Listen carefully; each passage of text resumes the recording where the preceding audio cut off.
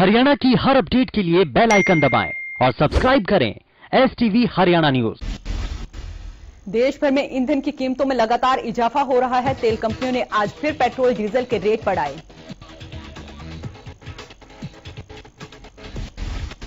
नई दरों के मुताबिक पेट्रोल के दाम में 35 पैसे की बढ़ोतरी हुई, जबकि डीजल 26 पैसे प्रति लीटर महंगा हुआ।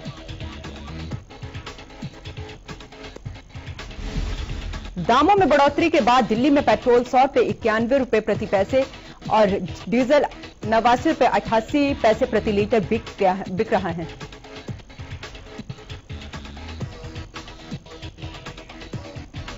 देश में डीजल पेट्रोल के बढ़ते दामों के बीच दूध के दामों में भी बढ़ोतरी हुई है। अमूल के बाद अब दूध कंपनी मदर डेयरी ने भी दूध के दाम बढ़ा दिए। मदर डेयरी के दूध में 2 रुपए की वृद्धि हुई। अब मदर डेयरी का दूध खरीदने पर ग्राहकों को 2 रुपए और ज्यादा देने होंगे। नई दरें 11 जुलाई से लागू हो रही हैं। तेल और पावर सोर्स के दाम बढ़ने के चलते दूध के दामों में भी हुई बढ़ोतरी। बढ़ती महंगाई के कारण सरकार काफी लंबे समय से विपक्ष के निशाने पर है। वहीं कांग्रेस भी महंगाई के मुद्दे पर सरकार के खिलाफ लगातार हमलावर है। आज अंबाला में कांग्रेस ने बढ़ती महंगाई को लेकर सरकार के खिलाफ साइकिल यात्रा निकालकर प्रदर्शन किया। कांग्रेस की साइकिल यात्रा में नारायणगढ़ से कांग्रेस विधायक शैली चौधरी और प्रदेश कोषाध्यक्ष रोहित जैन भी हुए शामिल।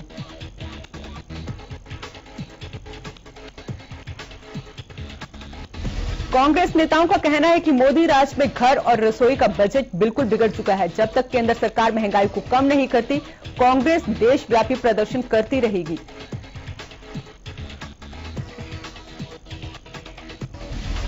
देश में कोरोना महामारी की दूसरी लहर की रफ्तार अब धीमी पड़ी। हालांकि कोरोना संक्रमण के मामलों में उतार चढ़ाव अभी भी जारी है।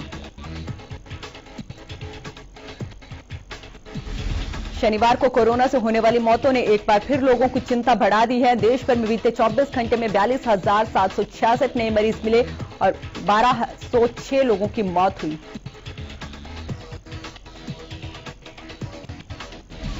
इससे पहले एक दिन में 43,393 नए मरीज मिले थे और 911 लोगों की मौत हुई थी। वहीं कई राज्यों में अनलॉक की प्रक्रिया शुरू हो गई है।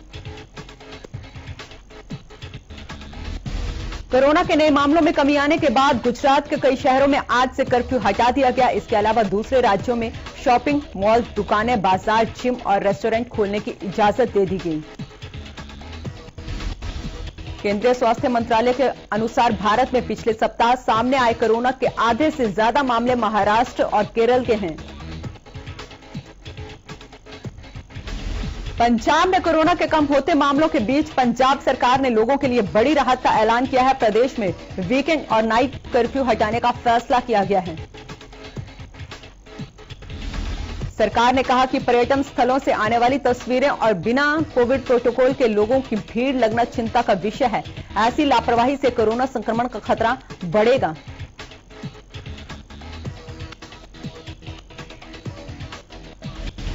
प्रदेश में कोरोना के नए मामलों में लगातार कमी आ रही है। बीते 24 घंटे में कोरोना के 57 नए मामले आए सामने, जबकि एक दिन में 9 लोगों की मौत हुई। सरकारी आंकड़ों के मुताबिक इलाज के बाद एक दिन में 89 मरीजों ने कोरोना को मात दी। इसके साथ ही प्रदेश में कोरोना मरीजों का रिकवरी रेट में भी आया सुधार।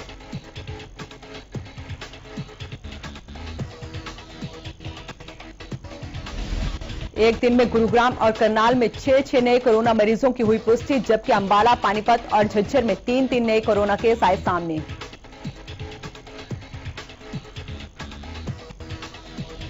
प्रदेश के 22 जिलों में से 5 जिलों में नए कोरोना मरीजों की संख्या हुई 0। बावजूद इसके प्रदेश में कोरोना के खिलाफ जंग जारी है और प्रशासन की ओर से लगातार नागरिकों को कोविड निर्देशों के पालन के लिए जागरूक किया जा रहा है।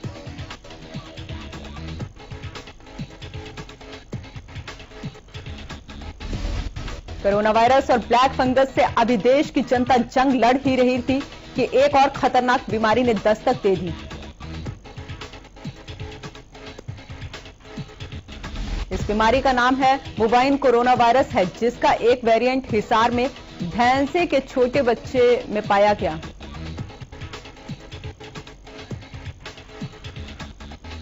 लाला लाजपत राय पशु चिकित्सा एवं पशु विज्ञान विश्वविद्यालय के एनिमल बायोटेक्नोलॉजी विभाग ने इस बोवाइन कोरोना वायरस को खोजा है। पूरे हरियाणा में भैंसों के 250 से ज्यादा नमूने लिए गए, जिसमें से कई पॉजिटिव मिले।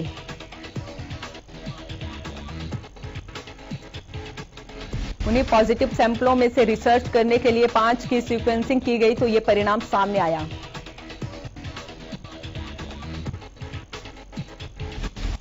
उधर मामले में यूनिवर्सिटी की वैज्ञानिक डॉक्टर मीनाक्षी ने बताया कि वायरस से होने वाली बीमारियों के इलाज के लिए वैक्सीन आवश्यक है।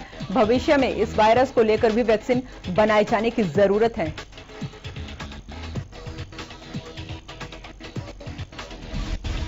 देश में एक बार फिर कोरोना के मामले बढ़ने लगे हैं, वहीं दूसरी ओर वैक्सीनेशन का काम भी तेजी से चल रहा है। कैथल के सिविल सर्जन डॉक्टर शैलेंद्र शैली ने बताया कि कैथल के 35% लोगों को वैक्सीनेट किया जा चुका है। उन्होंने बताया कि शुक्रवार को 4 नए केस सामने आए। साथ ही बताया कि जिला में कोरोना के 27 एक्टिव केस हैं। साथ ही उन्होंने सभी को कोविड की हिदायतों की पालना करने की अपील भी की है।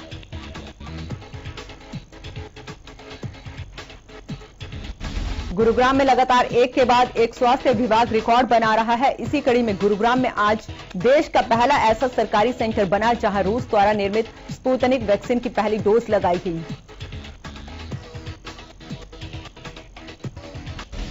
पहले चरण में गुरुग्राम को 30,000 वैक्सीन मिली। आपको बता दें, गुरुग्राम में पहला सेंटर सेक्टर 31 में शुरू किया गया। सेंटर में पहली बार करीब 50 लोगों को वैक्सीन लगाई गई और बाकायदा उन्हें आधे घंटे ऑब्जर्वेशन में भी रखा गया। देश में कोरोना की दूसरी लहर के मामलों में राहत के बीच स्वास्थ्य मंत्रालय ने एक बार फिर चेतावनी दी है। स्वास्थ्य मंत्रालय ने कहा कि अभी कोरोना की दूसरी लहर पूरी तरह से खत्म नहीं हुई है।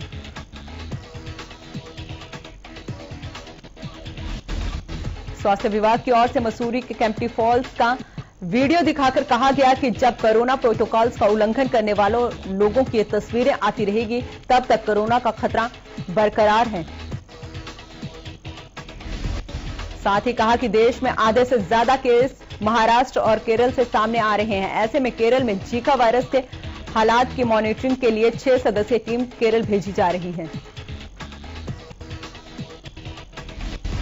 शिक्षा मंत्री कंवरपाल गुर्जर ने कहा कि अब हरियाणा में कोरोना की स्थिति बिल्कुल सामान्य है और कोरोना के नए केस भी बहुत कम हैं।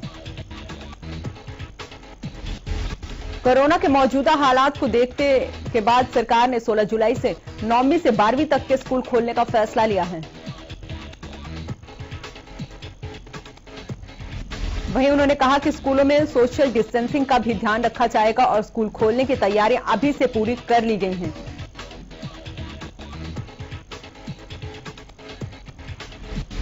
होडल में बस स्टैंड बनाने की योजना को लेकर परिवहन मंत्री मूलचंद शर्मा ने जमीन का निरीक्षण किया।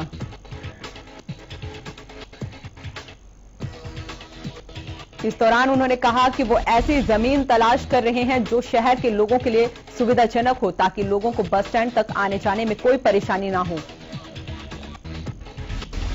परिवहन मंत्री ने कहा, मुख्यमंत्री का आदेश है कि होडल में शानदार और सुविधाजनक बस स्टैंड का निर्माण हो, क्योंकि होडल शहर हरियाणा का अंतिम शहर है जहां से कई दूसरे राज्यों में आने जाने के लिए हाईवे हैं।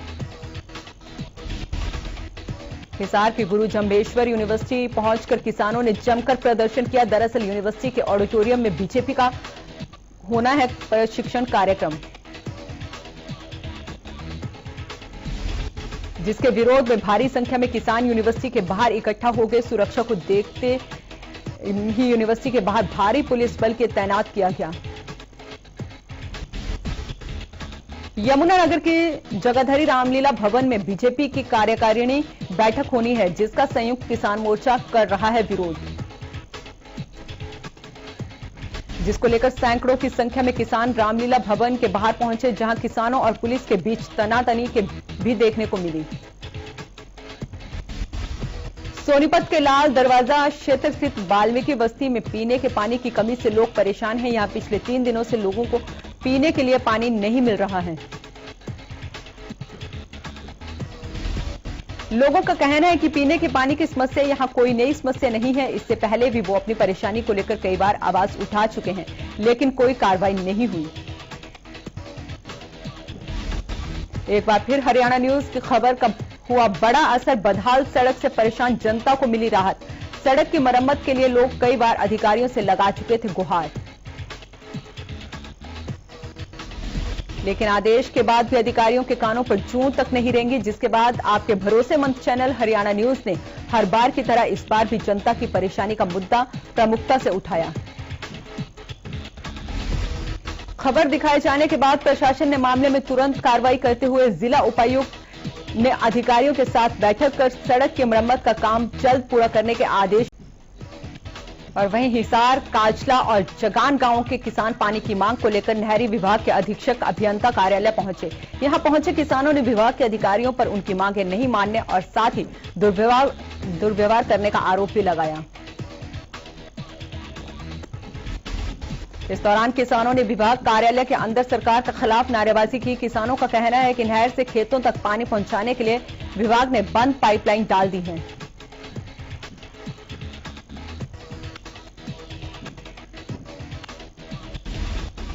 ग्रामीणों का कहना है कि नहरी विभाग के अधिकारियों के सामने पाइपलाइन डालने का विरोध करने के बावजूद पाइपलाइन डाली गई।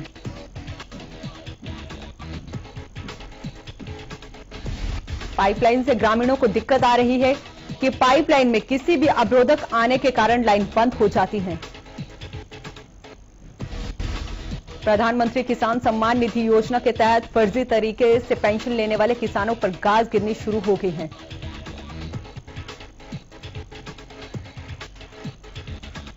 दरअसल सरकार की ओर से कराए गए वेरिफिकेशन के काम के बाद ऐसे किसानों को रिकवरी का नोटिस जारी कर दिया गया है और जल्द से जल्द खातों में गई किस्तों को वापस जमा कराने के निर्देश जारी किए गए हैं। बता दें कि सोनीपत में भी करीब 2391 किसानों से रिकवरी की जाएगी। इनमें से कई किसानों ने नोटिस मिलने के बाद कृषि विभाग में रिकवरी जमा करानी भी शुरू कर दी है। पलवल में भी इस साल लिंग अनुपात में बढ़ोतरी हुई है। Civil surgeon doctor Brahmdeep Singh ने बताया कि भ्रूण हत्या के मामलों में कमी आई है और बीते साल की तुलना में इस साल लिंग अनुपात में बढ़ोतरी हुई है। डॉक्टर ब्रह्मदीप ने लिंग अनुपात में वृद्धि को लेकर कहा कि पलवल में अल्ट्रासाउंड सेंटरों का समय समय पर निरीक्षण करने और फॉर्म एफ की जांच की जाएगी। वहीं पंचायत विभाग की ओर से गांव के लोगों को जागरूक किया जाएगा। उन्होंने कहा कि भ्रूण हत्या रुके और समाज में बेटियों को लेकर सोच बदले, बेटियों को अभिभावक बोझ ना समझें। फरीदाबाद के सिविल अस्पताल में क्वालिटी इंक्वायर सर्टिफिकेट मिलने से पहले शनिवार को डॉक्टर हेल्थ सर्विसेज की डायरेक्टर डॉक्टर उषा गुप्ता पहुंची और उन्होंने सिविल अस्पताल में मिलने वाली फैसिलिटी और क्वालिटी का जायजा लिया। उषा गुप्ता ने बताया कि क्वालिटी इंक्वायर सर्टिफिकेट अस्पताल को पहले भी मिला हुआ है, लेकिन यह सर्टिफिकेट 3 साल में रिन्यू होता है। ऐसे में अस्पतालों में क्या क्या फैसिलिटी है और मरीजों को कैसा इलाज मिल रहा है। करनाल पुलिस के एंटी ऑटो थेफ्ट ब्रांच को बड़ी कामयाबी हाथ लगी है। पुलिस ने 5 बाइक चोरों को गिरफ्तार किया है, जिसमें से 4 स्कूल के बच्चे हैं और नाबालिग हैं, जबकि एक चोर बालिग है। पुलिस ने बताया कि इन्हें बाइक चलाने का शौक था, इसलिए वारदात को अंजाम देकर फरार हो जाते थे। आरोपियों के पास से 19 मोटरसाइकिल बरामद की गई हैं। 5 आरोपी कैथल के फतेहपुर पुंडरी गांव के रहने वाले हैं। जाखल की बाजीगर बस्ती के एक घर में नशीले पदार्थ होने की सूचना मिलने पर जाखल पुलिस ने दबिश दी। दबिश के दौरान पुलिस ने घर से 2 लोगों को गिरफ्तार किया। फिलहाल पुलिस आगे की कार्रवाई में जुटी है। दबिश के दौरान किसी महिला पुलिस का ना होने पर पुलिस पर खड़े किए सवालिया निशान।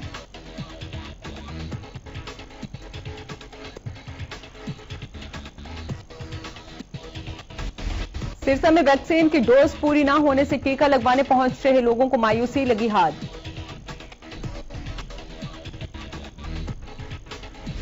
सिरसा में हर हफ्ते 50,000 डोज भेजी जाती है, लेकिन वैक्सीन सिर्फ 5,000 पहुंच रही हैं।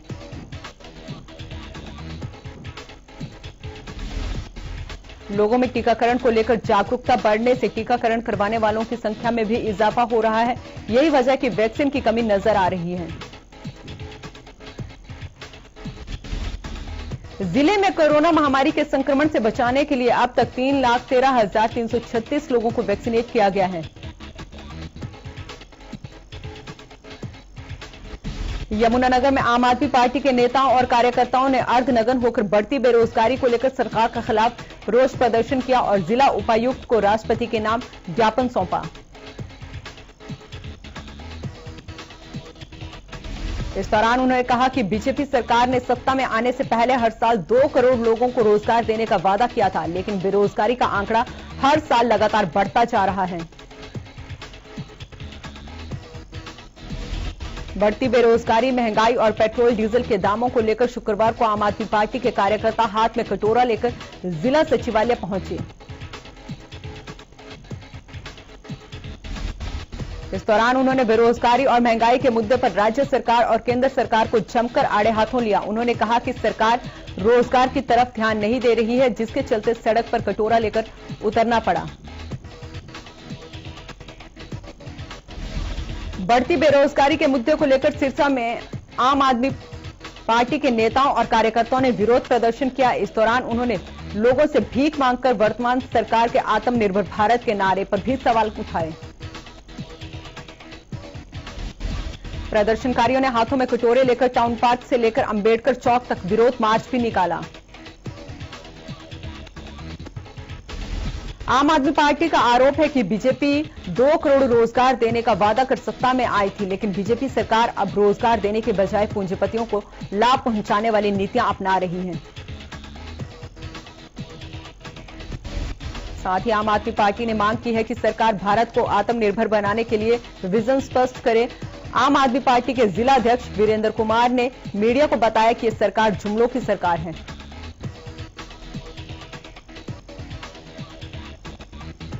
आम आदमी पार्टी के कार्यकर्ताओं ने फरीदाबाद में बढ़ती महंगाई और बेरोजगारी को लेकर सरकार के खिलाफ प्रदर्शन कर जताई नाराजगी।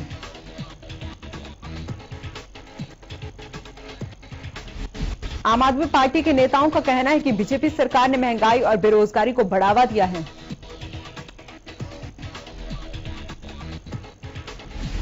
आम आदमी पार्टी कार्यकर्ता बादली के बस स्टैंड से सरकार विरोधी नारेबाजी करते हुए तहसील कार्यालय पहुंचे और तहसीलदार को ज्ञापन सौंपकर बेरोजगारी और महंगाई कम करने की मांग उठाई।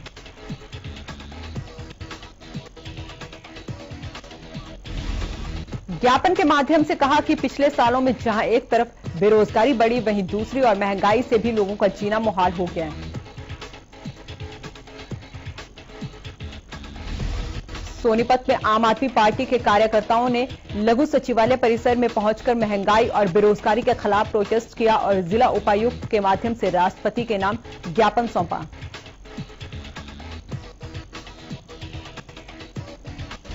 बढ़ती बेरोजगारी के विरोध में शुक्रवार को आम आदमी पार्टी के कार्यकर्ताओं ने इंद्री के शहीद ऊधम सिंह चौक पर इकट्ठा होकर सरकार के खिलाफ नारेबाजी की।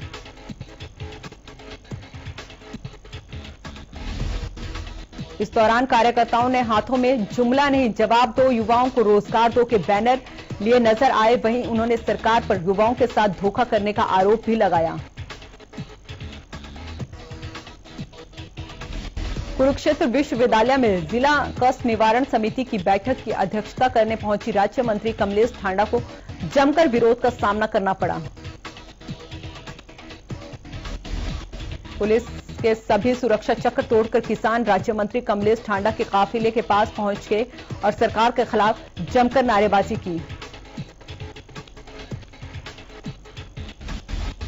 इसके साथ ही राज्य मंत्री कमलेश ठांडा को किसानों ने काले झंडे दिखाकर विरोध किया। किसान नेता दिलबाग सिंह ने कहा कि सरकार पुलिस के आगे करके हमसे भिड़वाना चाहती है।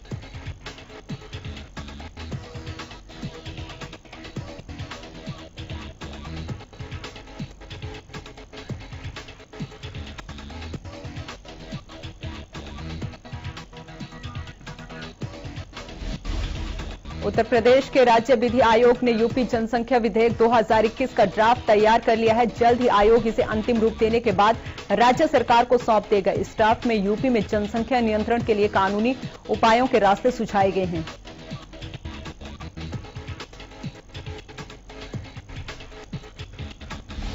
स्टाफ के मुताबिक 2 से अधिक बच्चे होने पर सरकारी नौकरियों में आवेदन से लेकर स्थानीय निकाय चुनाव लड़ने तक पर रोक लगाने का प्रस्ताव है।